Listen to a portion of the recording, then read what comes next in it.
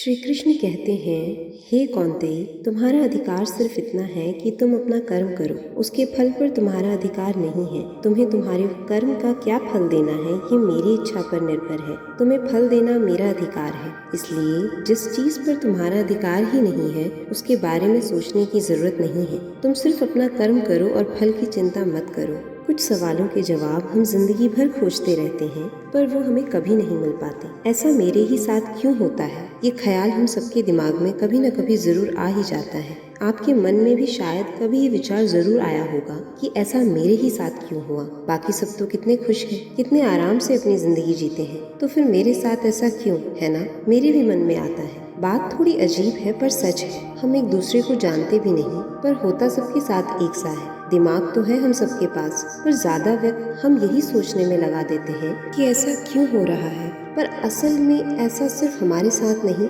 सबके साथ हो रहा होता है। जैसे ही हमारे सामने कोई मुश्किल आती है, कुछ हमारे मन का नहीं होता, कोई हमें दुख पहुंचाता है या कुछ बुरा घटित हो जाता है, तो हम भी खुद को और कभी ईश्वर को कोसते हैं। और अक्सर सिर्फ एक बात दिमाग में आती है, मैं ही क्यों, ऐसा मेरे ही साथ क्यों। अगर बोलना ही है तो कहिए, ऐसा मेरे भी साथ क्यों। क्योंकि विश्वास मानिए, इतना ही दुख या इससे भी ज्यादा दुख और भी लोग झेल चुके हैं और फिर भी अपनी जिंदगी में खुश हैं।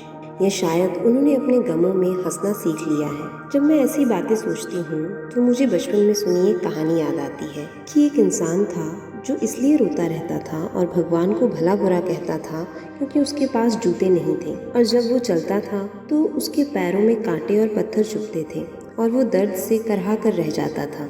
वह अक्सर ईश्वर से यही प्रार्थना करता था कि प्रभु, इस बार कम से कम इतनी कृपा करना कि मुझे जूते मिल जाए। पर एक दिन वो अपना दर्द भूल गया जब उसने एक ऐसे इंसान को देखा जिसके पैर ही नहीं थे। उस दिन उसकी समझ में आया कि वह तो अपने को ही बहुत दुखी समझता था, पर इस इंसान के तो पैर ही नहीं है, वह कैसे चलता होगा। कहानी में कुछ नया नहीं है, पर फिर भी एक बहुत बड़ी शिक्षा देती है। और अगर हम इस बात को अपने जीवन में उतार लें तो शायद हम अपने दुख पे इतना ज़्यादा निराश नहीं होंगे। जब भी आपको लगे कि आप बहुत ज़्यादा दुखी हैं, हमेशा उस इंसान को देखें जिसके पास आपसे भी ज़्यादा दुख है, और खुद को खुशकिस्मत समझिए कि ईश्वर ने आप पर इतनी कृपा बना रखी है कि उसकी जगह पर आप नहीं हैं। सबके अपने अपने गम हैं, किसी के भी गम कम नहीं है। तो सबसे अच्छा तरीका है कि अपनी ज़िंदगी जियो आराम से। और एक आसान तरीका है खुश रहने का कि अगर आप कुछ पाना चाहते हैं और वो चीज़ आपको मिल जाए तो अच्छी बात है, लेकिन अगर ना मिले तो और भी अच्छी बात है, क्योंकि इसका मतलब है कि ईश्वर ने आपके लिए कुछ और सोच रखा है और वो इससे भी ज़्यादा अच्छा होगा। पूरी वीडियो देखने के लिए आपका बहुत बहुत धन्यवाद।